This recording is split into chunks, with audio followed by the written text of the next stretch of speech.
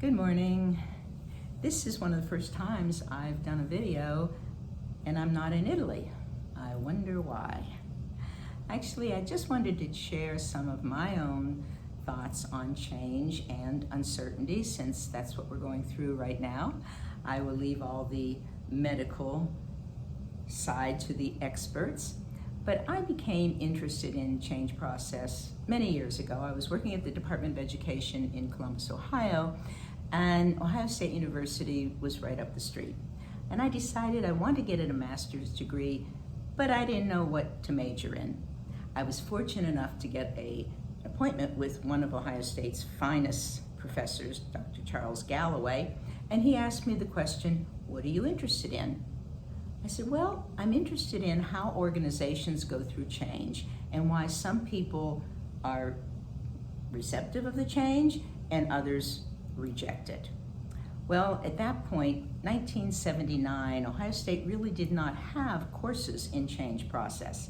So he got the Ohio State catalog and he went through it and he identified professors that he wanted me to experience. And then he would design topics for my master thesis. Well, I thought it was just going to be an interesting area to study.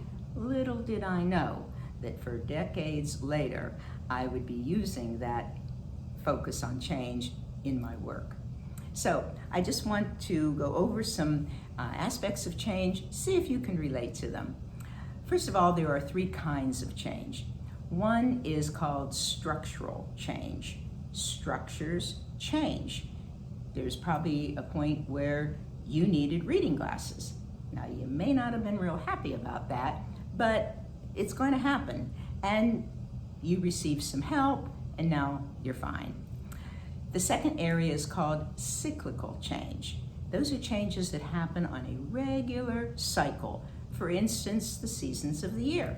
If you live up north, it's November. You might get some cold temperatures and some snow.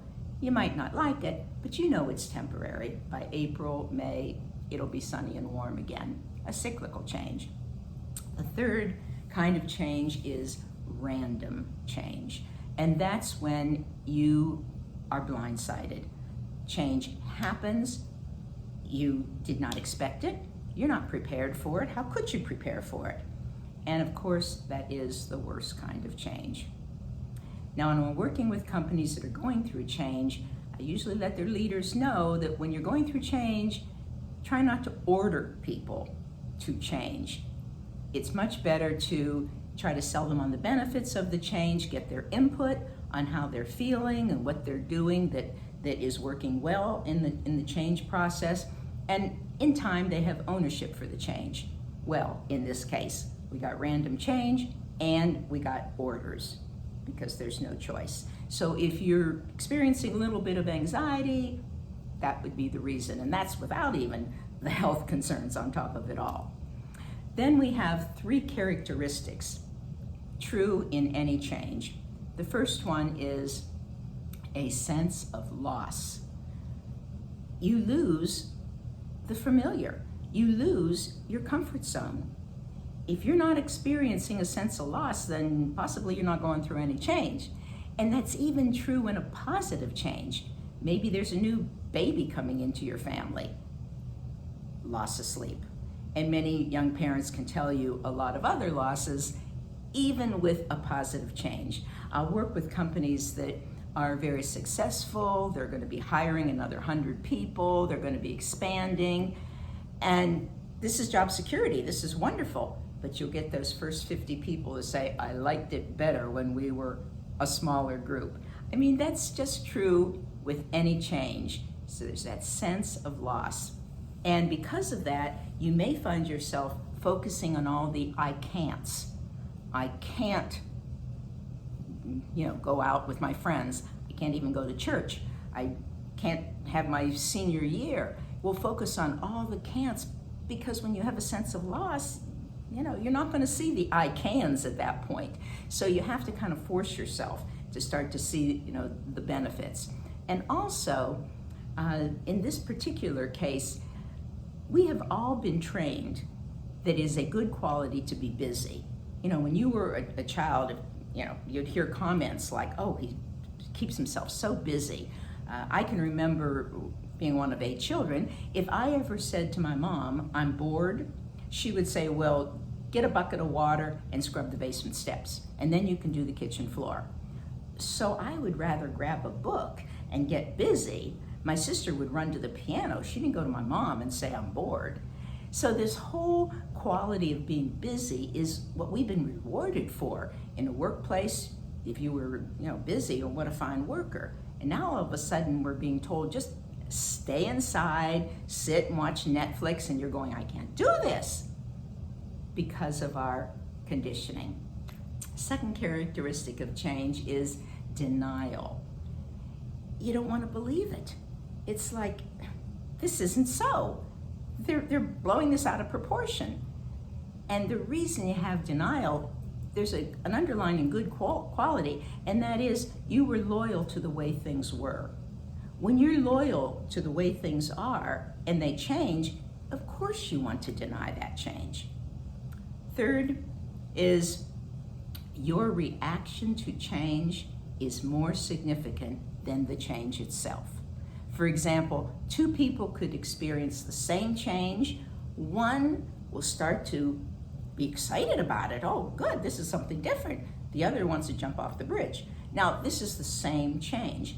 Our reaction is more significant than the change itself. So if you know that's a choice, try to choose the most positive reaction, because that's going to give you the most comfortable outcome. Then we have the steps to take during change. How many are there? 3. You're a fast learner. The first step is to have faith in a positive outcome.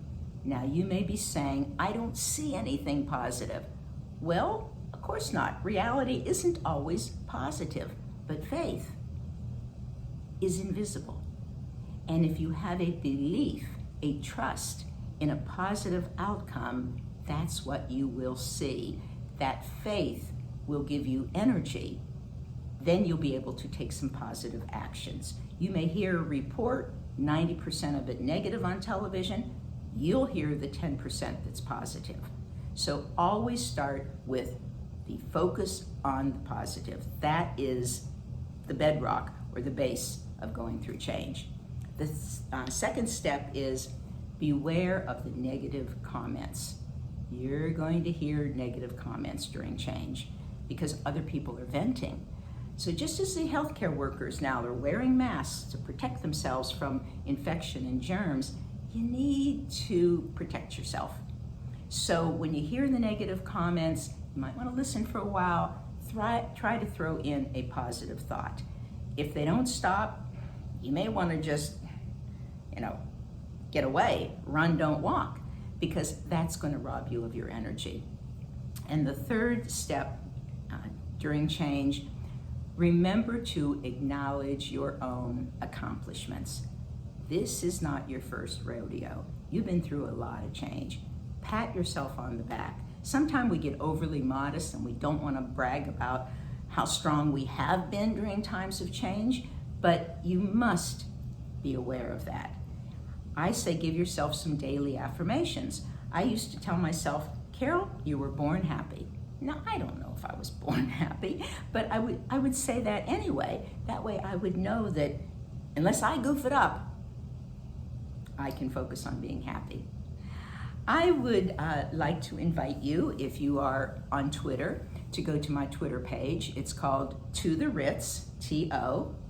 And about 10 years ago, I decided I was going to write positive quotes on change, just to help us to have this faith in the positive outcome. And I was going to write 300 quotes on change. I think I got to 300 and kept going. But I always ask companies to please take any of these quotes or in the public domain, use them at the head of their, if they have an agenda for a staff meeting, or put them around their walls so that they can remember to see the benefit in the change.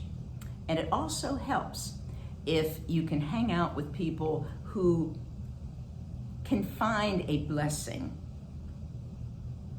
that is now being disguised.